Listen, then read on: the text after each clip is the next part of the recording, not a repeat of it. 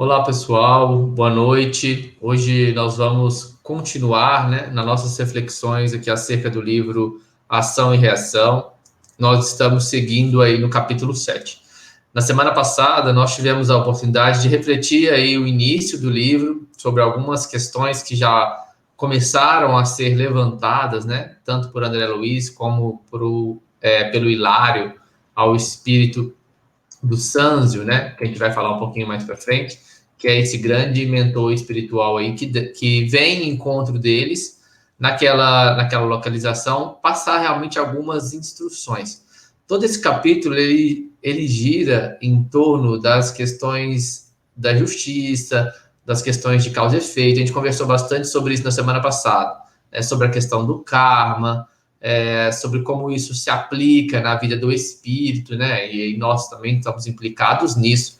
E isso foi gerando uma série de reflexões e nós fomos traçando aí o raciocínio que eu queria deixar marcado aqui até para a gente dar sequência, justamente desse mecanismo de reparação dentro da perspectiva do espírito, Nos descolando aí cada vez mais da ideia de culpa, da ideia de castigo, da ideia de punição e nos aproximando uma perspectiva mais pedagógica, mais amorosa, dentro de uma visão de reeducação ou de aprendizado, que vai implicar, sim, em questões que nos levam a dificuldades, nos levam à dor, nos levam a sofrimento, mas que não tem essa questão como a finalidade, A grande finalidade vai ser realmente o crescimento e a evolução do espírito, e isso surge dentro dessa perspectiva como questões circunstanciais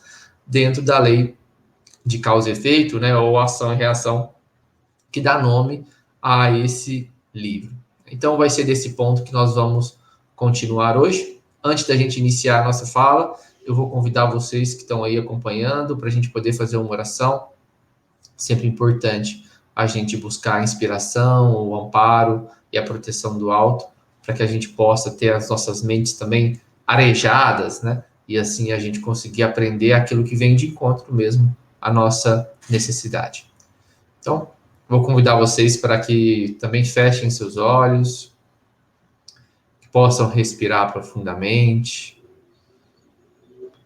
Muitos de nós, no momento em que estamos ouvindo, entrando em contato com esse momento de reflexão, às vezes estamos chegando de um dia atribulado, ou estamos aí nos preparando para iniciar um dia, ou seja, um momento que nós estamos tirando de alguma forma para que a gente possa cultivar e alimentar o nosso espírito.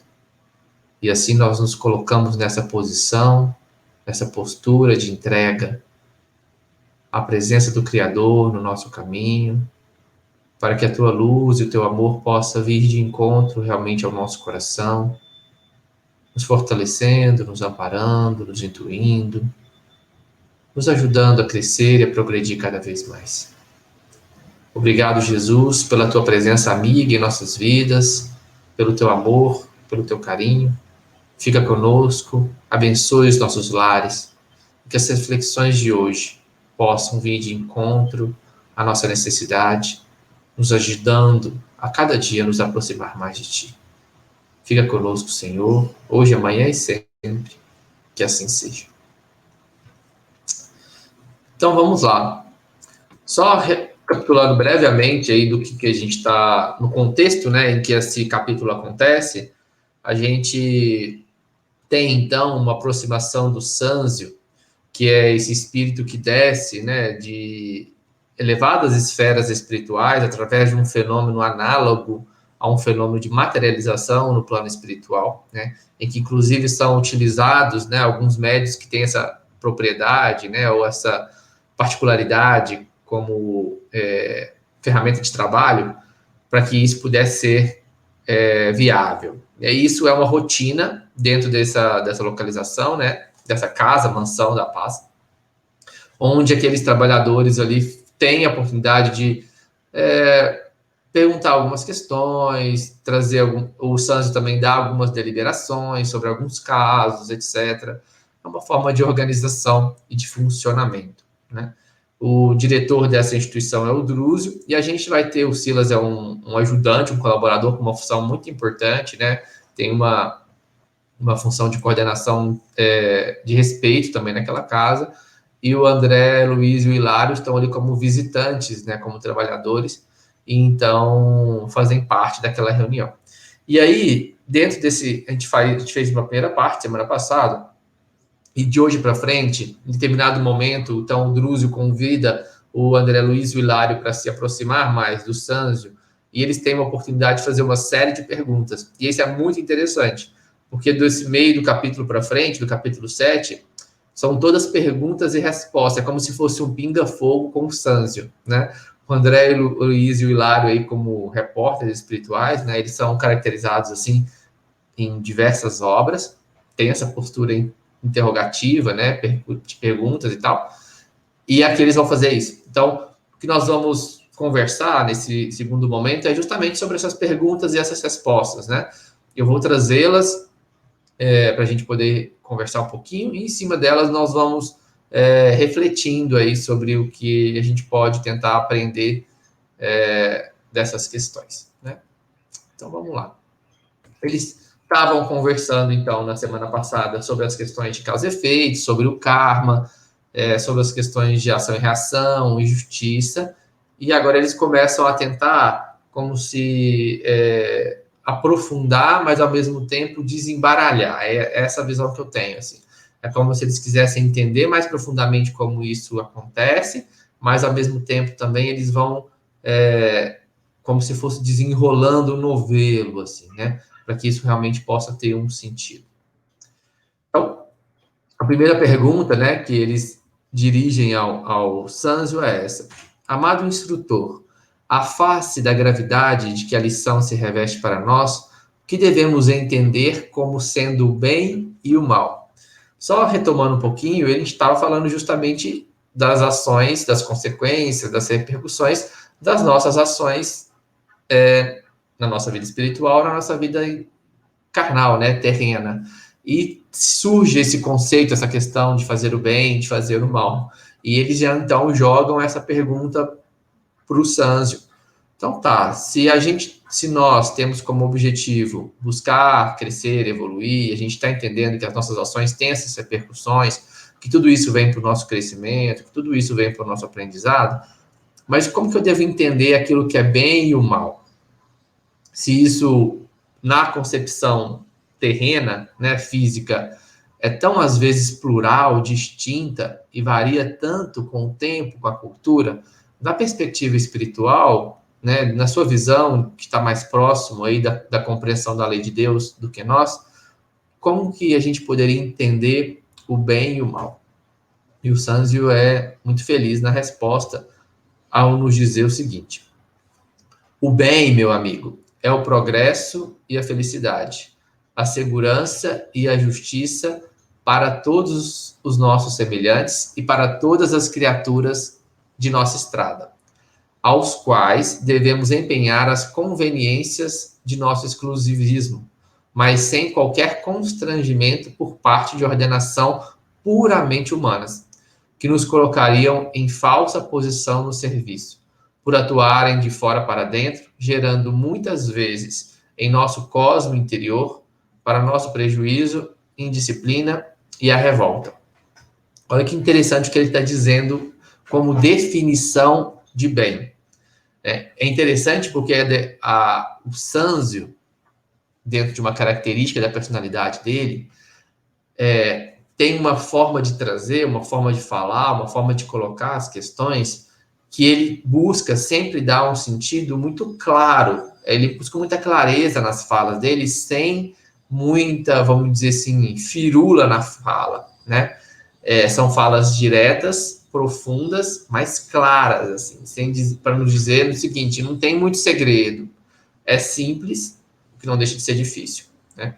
Então, o que ele está dizendo é que o bem está relacionado a essas questões que às vezes a gente já concebe: o progresso, a felicidade, a sensação de segurança, a sensação de justiça, mas ele só é realmente o bem quando isso é pensado, vivido e buscado não de uma forma exclusiva e não de uma forma egoísta, mas pensando como um todo, pensando no bem, na justiça, na felicidade, no progresso, na segurança do todo e também do outro, do qual eu estou envolvido e do qual eu faço parte, e muitas das vezes com o qual eu sou responsável.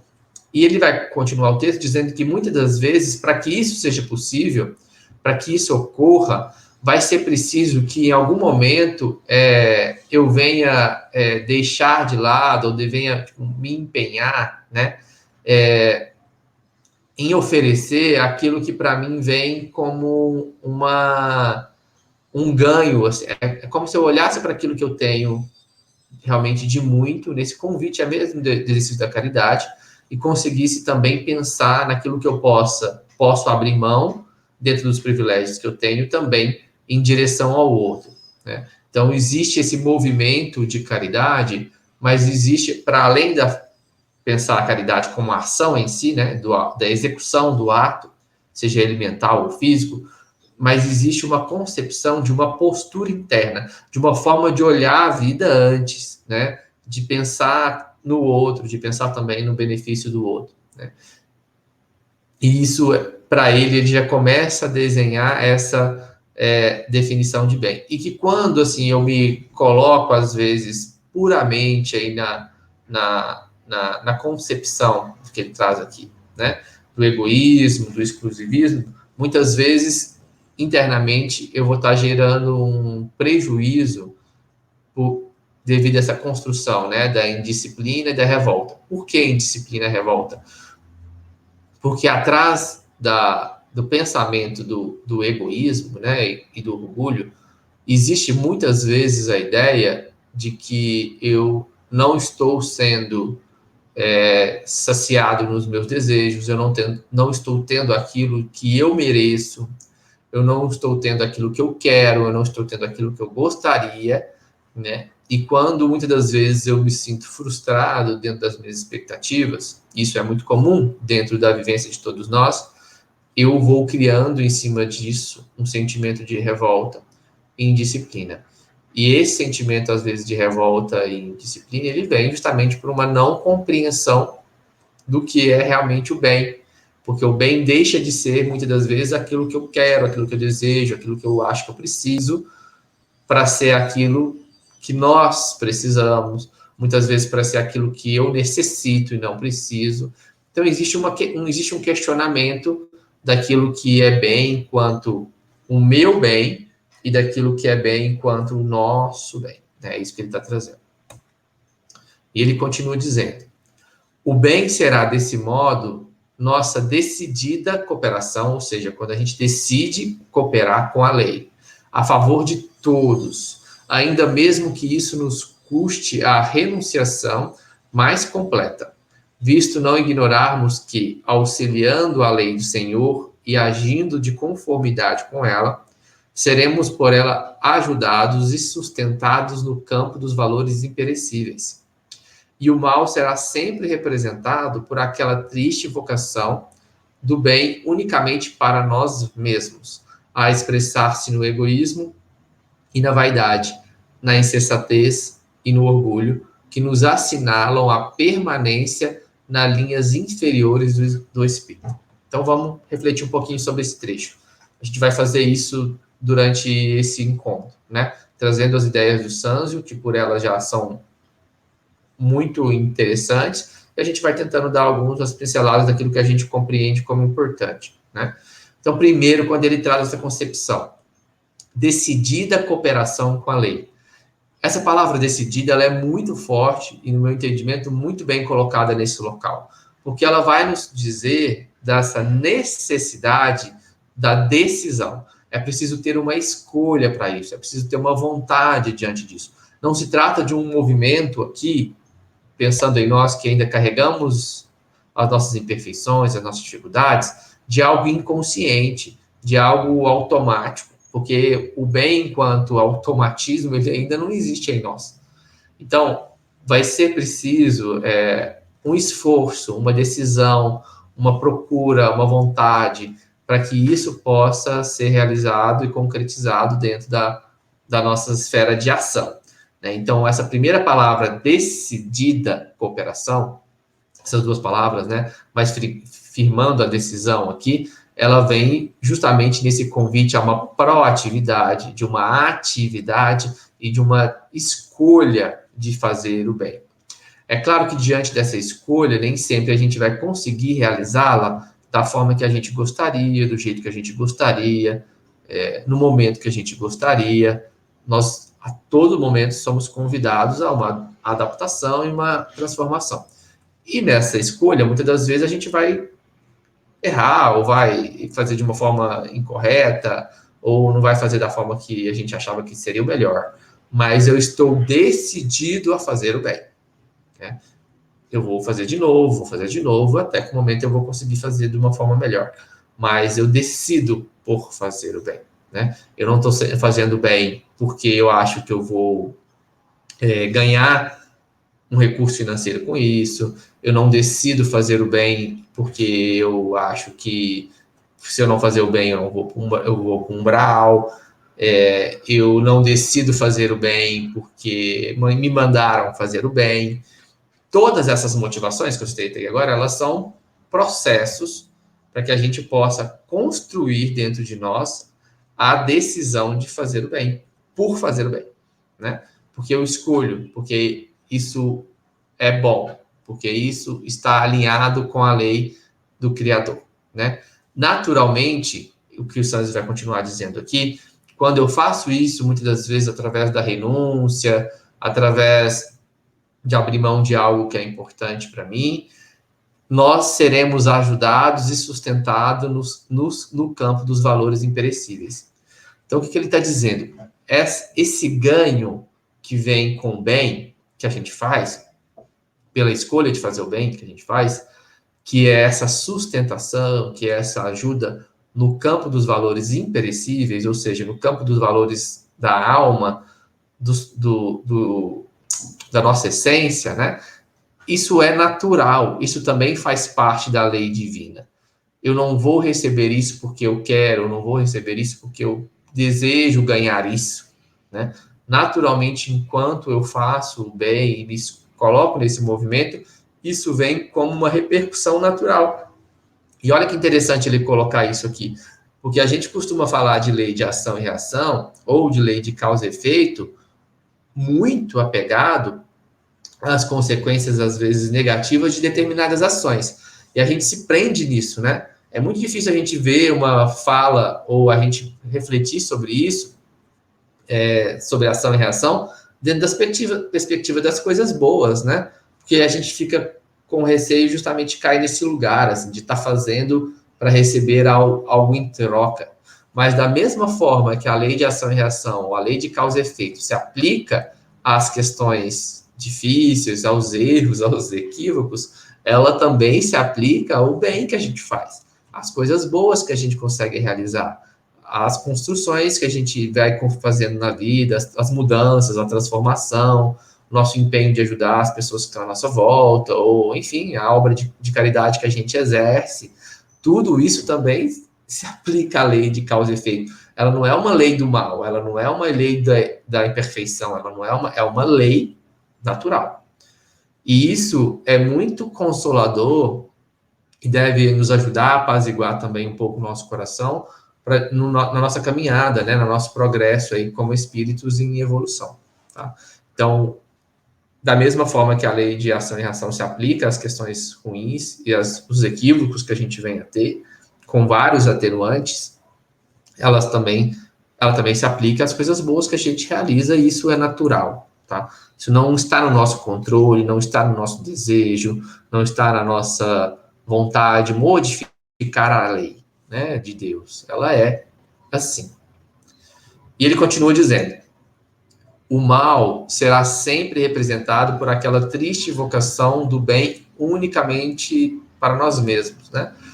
É o que ele está dizendo aqui do egoísmo, da vaidade, da insensatez, do orgulho, e que tudo isso vai assinalando, ou seja, dizem, né, ou falam para nós ainda da nossa aproximação ainda dessas linhas inferiores do espírito.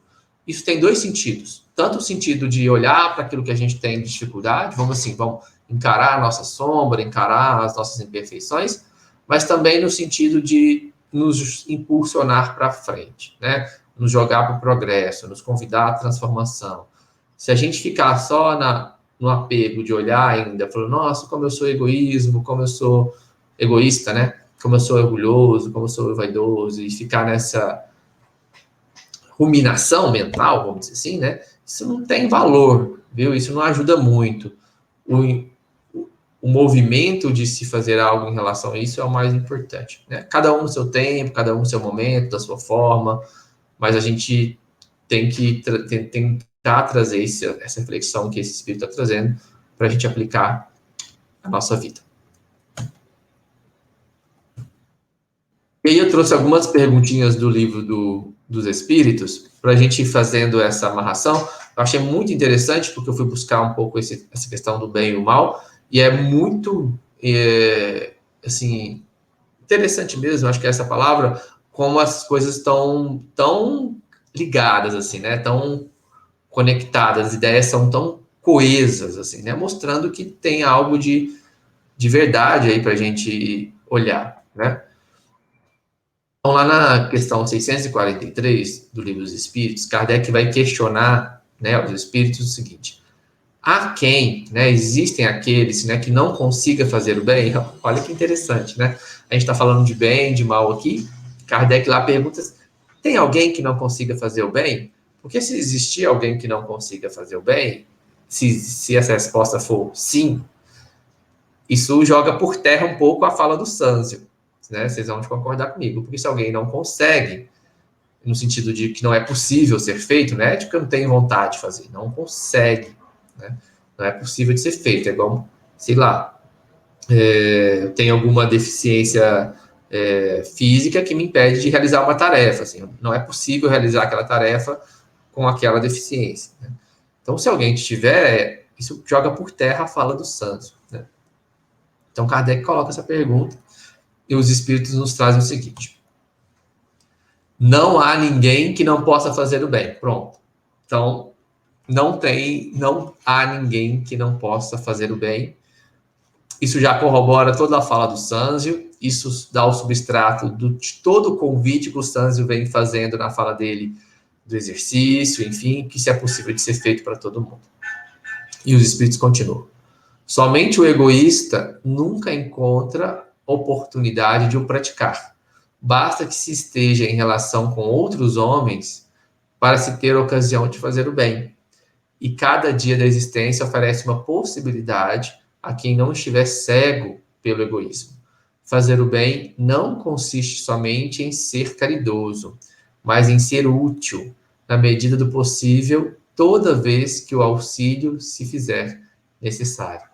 Olha que interessante, né? O que os espíritos trazem aqui, e como fortalece a ideia desse bem enquanto as atitudes, as ações, a busca, né, da justiça, da esperança, da paz, da tranquilidade, que são as palavras que o Sanzio traz, como um bem coletivo, né? Então, é mais do que se fazer a caridade, é mais do que eu ir lá e dar algo para alguém, às vezes provocando com esse algo material que eu dou, até uma sensação intencional, né? Porque às vezes eu não tenho controle disso, de uma sensação de inferioridade, né? Aquela, entre aspas, esmola que queima a mão do outro que recebe, né? Então, mais do que isso, de fazer essa caridade, de oferecer algo a alguém, né? É essa postura de ser útil. Porque ser útil, eu posso ser útil todo dia. É isso que ele está falando aqui. Ser útil, eu posso ser útil todo dia, é uma oportunidade de ser útil, nas pequenas ou nas grandes coisas. Eu posso ser útil através do meu pensamento, eu posso ser útil através das minhas palavras, eu posso ser útil no meu trabalho, no meu lar, lavando uma louça, enfim. As oportunidades são infinitas. Então, o bem, aqui agora, trazendo um desdobramento disso, né? Ele está relacionado a essa questão de ser útil. E ser útil todo mundo pode ser, né?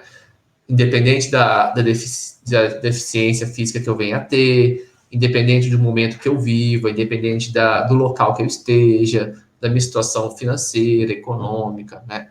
Tudo isso me permite ser útil de alguma forma, né? Porque ele não está limitando essa utilidade à assistência, né? Material, enfim, ele está falando de ser útil.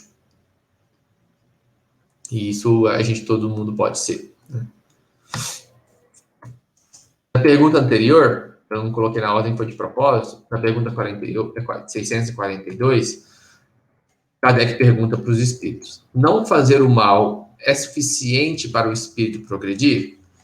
Então tá, bom, bem eu não consigo fazer, ainda é muito difícil ter essa concepção de bem, né? Como esse pensamento que o Sanzio está trazendo, que é um pensamento mais elaborado, mas eu consigo ser útil em algumas situações, estou me esforçando para isso. Mas só não fazer o mal já não é suficiente, assim, eu não estou prejudicando ninguém, não faço mal para ninguém, não mato nenhuma formiga, né? Será que isso já não é bom bastante? E os espíritos? Não. É preciso que faça o bem no limite de suas forças, pois cada um responderá por todo mal que haja resultado de não haver praticado o bem.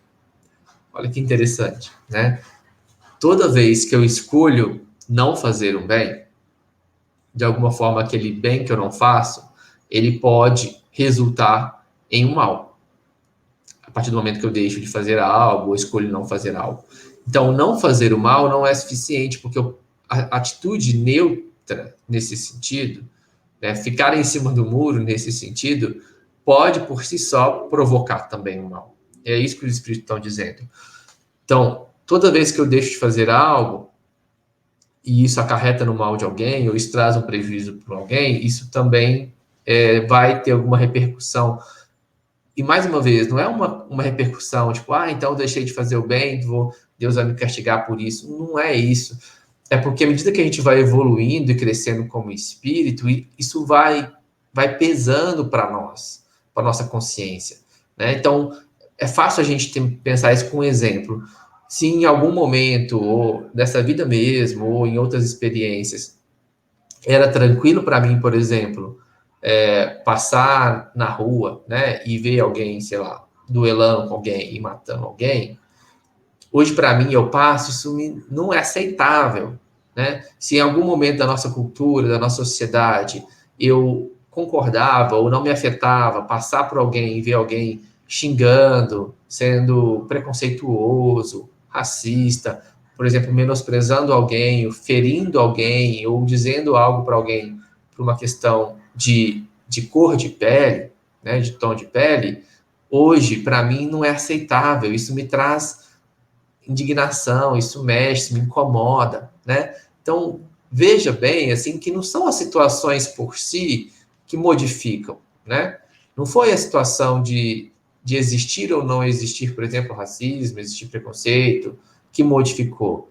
Mas a minha concepção diante disso modificou, ou as nossas concepções diante disso modificou, a nossa sociedade vem modificando em relação a essas coisas. Então, à medida que nós vamos caminhando, a nossa percepção, a nossa consciência diante dessas coisas também vão se modificando, né? E é isso que vai, então, provocando em nós essa necessidade, assim, de, de, de reparação, né? Ou de fazer diferente, ou de modificar. E aqui um grifo aqui, né, nesse trecho, né, no limite das suas forças. Então, isso não é algo comparável também. Não tem como eu comparar o meu com o outro, né? É muito individual. Aí, depois dessa pergunta, eles voltam, então, a questionar o Sanzio.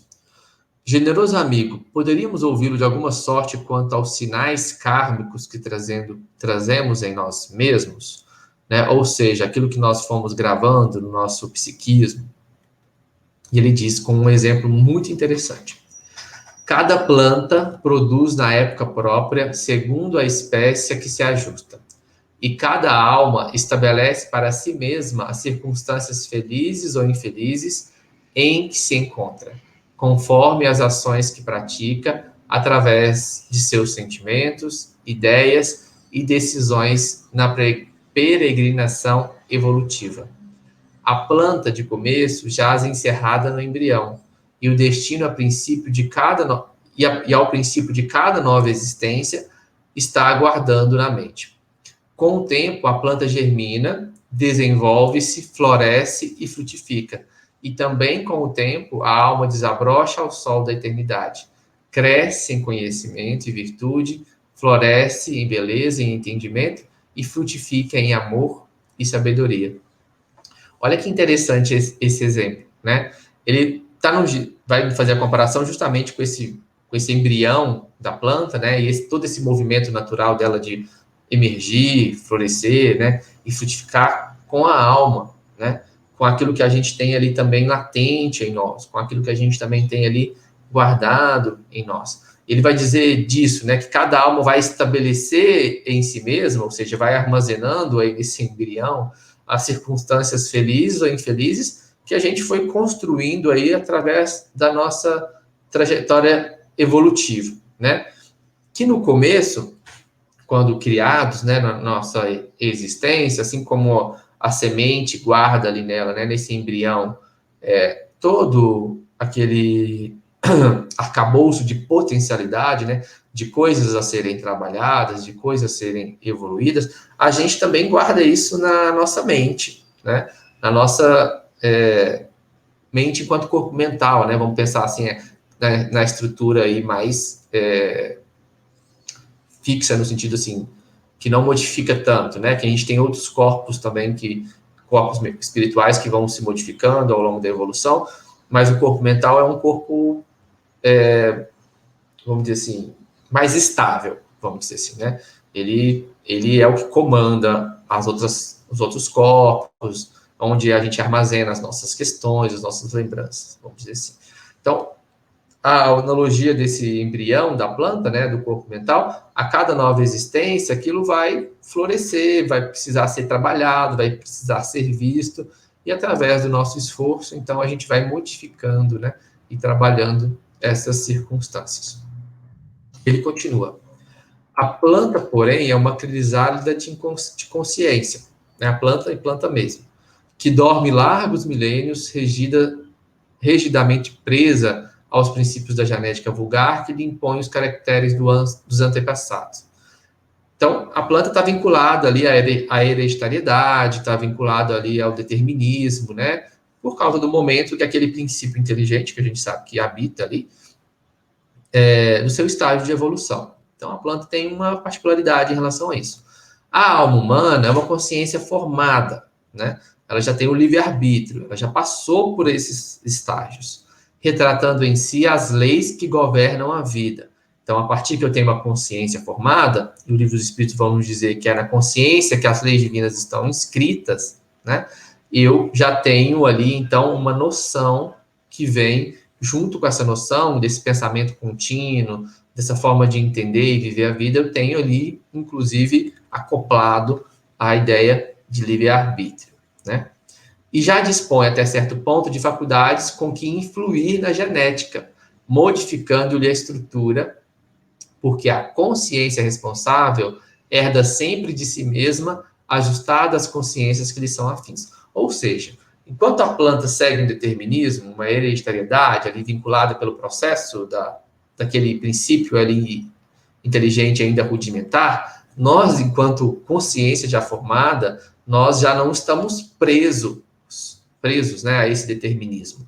Nós vamos adquirindo a capacidade de modificar através do nosso campo mental, do nosso corpo mental, a nossa estrutura física, a nossa estrutura espiritual, e essas modificações, elas são regidas, vamos dizer assim, que equaliza elas por uma coisa que vai ser boa ou uma coisa que vai nos trazer dificuldades, é a aproximação dela com as leis divinas, né? Então, quanto mais eu me aproximo, mais esse mecanismo mental vai me trazendo sensações boas, harmonização, equilíbrio. Isso vai refletir no meu corpo espiritual, no meu corpo físico também.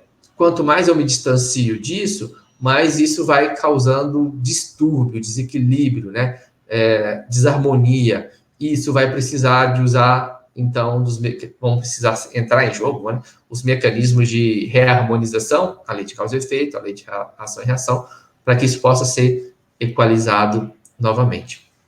Nossa mente guarda consigo, em germe, os acontecimentos agradáveis ou desagradáveis, que a surpreenderão amanhã. Assim como, assim como a PVID, desculpa essa palavra, acho que está errada, minúscula, não, é a PVID, né, é o embrião da semente ali, né, o casulo, encerra potencialmente a planta produtiva que se transformará no futuro. Então, assim como o germe da planta carrega, né, a planta em essência, nossa mente também carrega as nossas conquistas, agradáveis e desagradáveis, e isso, a partir da nossa evolução, vai se mostrando. Ou numa postura, num convite de reparação, ou naquilo que a gente que é conquista nossa, né, enquanto virtude e valores. Eles continuam apertando o Sanzio, tá? Eles não dão trégua. Venerável benfeitor, para nossa edificação, poderemos recolher mais amplas anotações sobre a melhor maneira de colaborar com a lei divina em nosso próprio favor? Dispomos de algum meio de escapar à justiça? Veja que tudo tem um raciocínio que está sendo construído com essas perguntas, né? O Emmanuel, talvez, que coordena esse trabalho aí, talvez não, né? É o que coordena, e aí o André Luiz, na minha cabeça, eles pensaram fazer essas coisas assim, né? Porque não tem lógica, faz muito sentido. Porque se a gente está falando justamente desse movimento anterior, da questão anterior, dessa necessidade de equalização, dessa mente enquanto substrato da lei divina, de que quando eu distancio, eu preciso desse mecanismo de causa e efeito para equalizar isso novamente, para reparar, para uma certa, com uma finalidade, uma paz de consciência para mim mesmo, enquanto mecanismo de evolução. Agora ele joga essa pergunta, né? Como que a gente pode, então, da melhor maneira possível, colaborar com a lei divina a nosso favor? Ou seja, nos aproximar dela cada vez mais, justamente para que eu não venha sofrer, né, essas dificuldades. E dispomos de algum meio de escapar, né, dessa justiça? E o Sanzio diz: da justiça ninguém fugirá, como mesmo porque a nossa consciência, em acordando para a santidade da vida, né, aspira a resgatar dignamente todos os débitos de que se onerou perante a bondade de Deus. Entretanto, o amor infinito do Pai Celeste brilha em todos os processos de reajuste. Assim é que, se claudicamos nessa ou naquela experiência indispensável à conquista da luz que o Supremo Senhor nos reserva, é necessário nos adaptemos à justa recapitulação das experiências frustradas, utilizando os patrimônios do tempo. Ou seja, a gente não vai escapar da justiça justamente porque a justiça não é uma punição de Deus. A justiça, ela é um desdobramento da relação nossa com a nossa própria consciência. É claro que não existem duas pessoas ali, mas é dessa conversa entre as nossas atitudes, as nossas ações, os nossos pensamentos, com a nossa consciência, e lendo aqui consciência como arcabouço, né, onde estão escritas as leis divinas, é dessa relação que as coisas vão se construindo, que as coisas vão se formando, né?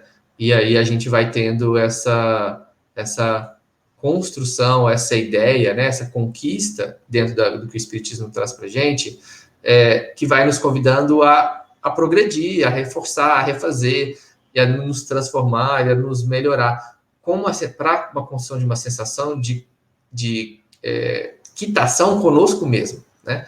É muito importante essa ideia. Não é algo com o outro, não é algo para ninguém, não é algo com Deus, né? É algo conosco e com a nossa própria consciência. E como pode a criatura habilitar-se devidamente para resgatar o preço da sua libertação? Como qualquer devedor que de fato se empenhe na solução de seus compromissos. De certo que o homem, sumamente endividado, precisa aceitar restrições no seu conforto, para sanar seus débitos com as suas próprias economias. Em razão disso, não pode viver à farta, mas sim com abstinência e suor, de modo a liberar-se tão depressa quanto possível.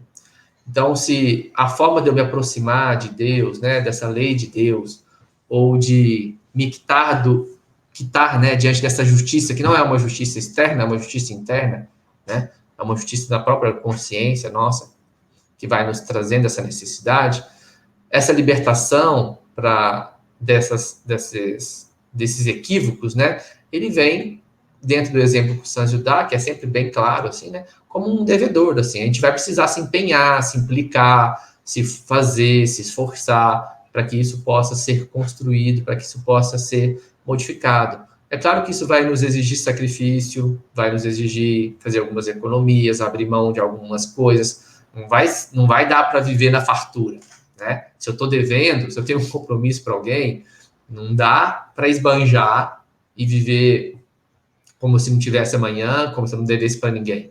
Eu vou precisar me privar, porque eu estou devendo para alguém. Então, eu vou precisar quitar essa dívida, então, para que eu possa viver uma vida mais abundante, espiritualmente falando, né? Então, essa analogia ela é muito rica. É somente isso. Eu estou devendo para alguém.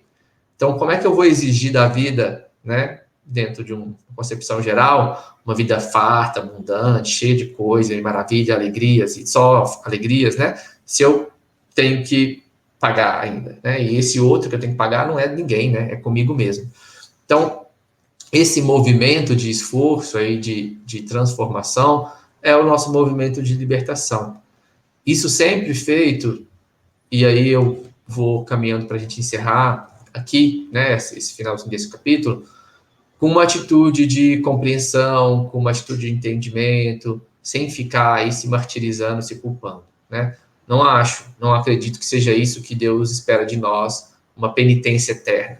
Mas essa compreensão clara, assim, né? Estou devendo, eu vou pagar, eu sei que vou precisar fazer alguns esforços para isso, vou precisar de abrir mão de algumas facilidades, mas eu vou fazendo isso aqui, vou pagando isso aqui, dou umas parceladas, né, dessa dívida, para que ela possa ser mais pagável, e aí vou fazendo isso aqui, à medida que eu pagar essa, eu pagar a outra, e de passo em passo, nós vamos nos aproximando cada vez mais da lei divina, e a nossa consciência, então, vai se tranquilizando conosco mesmo, né? Que eu acho que esse é o grande motivo, né, ou a grande finalidade.